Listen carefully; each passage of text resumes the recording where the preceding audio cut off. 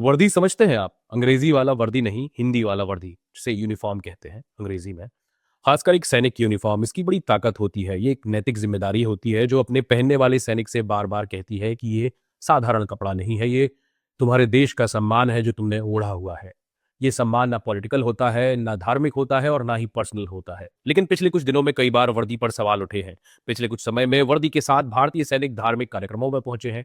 वर्दी वाले सैनिक कमर्शियल फिल्मों की स्क्रीनिंग में पहुंचे हैं और अब तो वर्दी पहनने वाले सबसे बड़े अफसर एक धार्मिक संस्था के प्राइवेट इवेंट में जाकर देश की डिफेंस ऑपरेशंस में शामिल होने के लिए अवार्ड्स ले रहे हैं, वो भी डिफेंस मिनिस्टर के सामने। अब सवाल यह है कि क्या भारतीय सेना का कैरेक्टर बदल रहा है? क्या वो ए पॉलिटिकल और सेकुलर अप्रोच से ऊब चुकी है या फिर उसे बदला जा रहा है? देखिए 15 फरवरी को कोयम्बटूर के ईशा योग सेंटर में क्या हुआ। महाशिवरात्रि के प्रोग्राम में रक्षा मंत्री राजनाथ सिंह चीफ गेस्ट थे। सदगुरु जग्गी वासुदेवन जो है वो स्टेज पर उनके साथ बैठे हुए थे और सामने खड़े थे 3 सीनियर डिफेंस ऑफिसर पूरी वर्दी में, पूरे डेकोरम के साथ। इनमें थे air marshal Jitendra Mishra western air command से, lieutenant general AVS Rathi southern command से और vice admiral RV Gokhale western naval command से। इन तीनों को ईशा फाउंडेशन का भव्य भारत भूषण अवार्ड मिला ऑपरेशन सिंदूर में उनकी भूमिका के लिए। अब यहां से 3 बड़े सवाल उठते हैं। पहला ये कि क्या ये कानूनी था?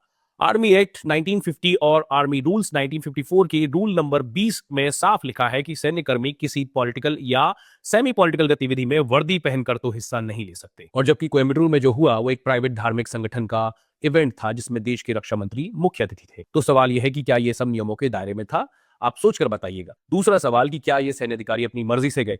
द हिंदू की ये रिपोर्ट आपको पढ़नी चाहिए। Retired lieutenant general DS Hooda ने एक जरूरी बात कही है। उन्होंने कहा कि ये अफसर प्रोग्राम में जाने से मना नहीं कर सकते थे, खासकर जहां रक्षा मंत्री उपस्थित हों। ये लाइन मना नहीं कर सकते थे, याद रखिए। यानी सैन्य हायरार्की में जब रक्षा मंत्री कहीं हो तो आप व्यवहारिक रूप से मना नहीं कर सकते। अगर आप अफसर हैं तो अफसर की मजबूरी होती है अपने मिनिस्टर को सम्मान देने की। अब इसी रिपोर्ट में retired major general BS Dhanoa ने भी कुछ कहा है। उन्होंने कहा कि वर्दी पहनकर एक प्राइवेट इवेंट में जाना सेना के ए पॉलिटिकल कैरेक्टर के खिलाफ है। अगर अवार्ड लेना था तो सिविल ड्रेस में ले सकते थे। तो सवाल ये नहीं है कि अधिकारियों ने क्या किया, सवाल ये है कि उन्हें इस सिचुएशन में, इस स्थिति में किसने डाला। क्या वे अपने मिनिस्टर के संबंधों को निभाने के लिए ईशा फाउंडेशन के प्रोग्राम में गए थे? ये भी आप सोचकर बताइएगा। तीसरा सवाल, ऑपरेशन सिंदूर का सम्मान कहां होना चाहिए था? ऑपरेशन सिंदूर एक राष्ट्रीय सुरक्षा मिशन है, भारतीय सेना की एक बड़ी उपलब्धि है। इसका सेलिब्रेशन किसी सरकारी समारोह में होना चाहिए था, ना कि एक प्राइवेट फाउंडेशन के मंच पर। और जब ये सम्मान किसी प्राइवेट धार्मिक संस्था के अवार्ड में तब्दील कर दिया जाता है तो फायदा कैसे होता है? भारतीय सेना को? बिल्कुल नहीं, वो पहले से ही बहुत महान है।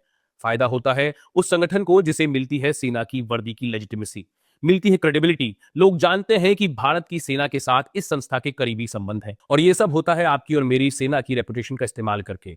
ध्यान रहे, ये सेना भारत की है, भारत के नागरिकों की है, निजी संस्थाओं की नहीं है। क्योंकि अब अगर रिलायंस, अदानी, टाटा, बिरला, आजकल के नए ब्रांड भी भारतीय सेना को अवार्ड देने के लिए अगर कोई प्रोग्राम बना सकते हैं, और बताइए वो ऐसा क्यों ना करें? जब ईशा फाउंडेशन कर रही है तो वो भी कर सकते हैं। ईशा फाउंडेशन का मंच शायद पहली प्राइवेट ऑर्गेनाइजेशन है जो भारतीय सेना को अवार्ड दे रही है, क्योंकि अब तक तो हमने भारत के राष्ट्रपति के सामने ही सेना का सम्मान होते देखा है। देखिए, भारतीय सेना इस देश की सबसे भरोसेमंद संस्था है। क्यों?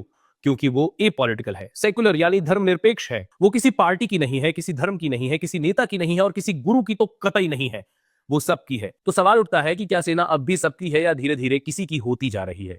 जिस दिन सेना किसी की हो जाती है उस दिन सेना सबकी नहीं रहती, और यही सबसे बड़ा खतरा है। देखिए, ये बहस सदगुरु जग्गी वासुदेवन के बारे में नहीं है, ये बहस ईशा फाउंडेशन के काम के बारे में भी नहीं है, ये बहस उस लकीर के बारे में है जो संस्थाओं को अलग रखती है, जो सेना को राजनीति से अलग रखती है, जो सेना को धर्म से अलग रखती है, जो सेना को निजी हितों से अलग रखती है। और जब वो लकीर धीरे धीरे धुंधली होती जाती है तो सबसे पहले हम कहते हैं कि तो क्या हुआ।